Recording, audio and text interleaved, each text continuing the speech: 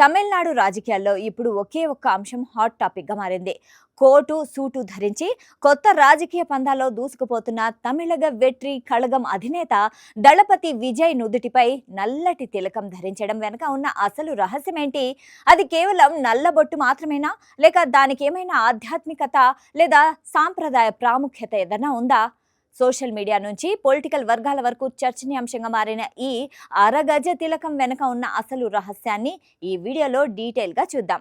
ఇటీవలి కాలంలో విజయ్ ఏ బహిరంగ సభకు వచ్చినా కోటు సూటు వేసుకొని నుదుటిపై ప్రత్యేకమైన డార్క్ కలర్ తిలకంతో కనిపిస్తున్నారు.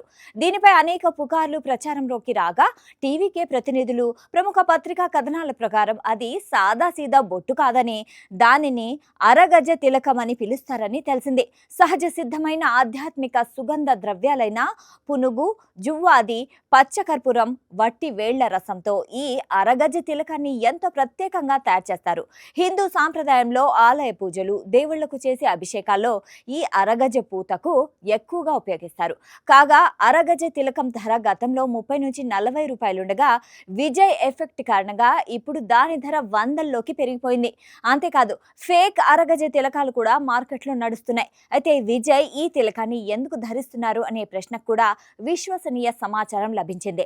శాస్త్రాల ప్రకారం నుదుటిపై అరగజ తిలకం ధరించడం వల్ల దిష్టి తగలకుండా ఉంటుందని, మన చుట్టూ ఉన్న నెగిటివ్ ఎనర్జీ, ప్రతికూల శక్తులు దూరమై సానుకూల వాతావరణం ఏర్పడుతుందని భక్తుల నమ్మకం.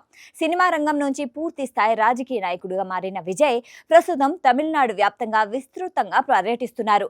భారీ జనసందోహం, రాజకీయ ప్రత్యర్థుల విమర్శలు, ప్రజాక్షేత్రంలో ఉండే ఒత్తిడుల నడుమ ప్రతికూల శక్తుల ప్రభావం పడకుండా ఉండేందుకే ఆయన ఈ ప్రత్యేక తిలకాన్ని ధరిస్తున్నట్లు తమిళనాడు సోషల్ పొలిటికల్ సర్వీస్లో చర్చ జరుగుతోంది. ఓవైపు కోటు సూటు, మరోవైపు సాంప్రదాయ ఆధ్యాత్మిక అరగజ తిలకం. ఈ రెండింటి కాంబినేషన్తో విజయ్ తనదైన మార్కును సుస్పష్టం చేస్తున్నారు. విజయ్ ఈ తిలకం ధరించడంపై మీ అభిప్రాయం ఏంటి?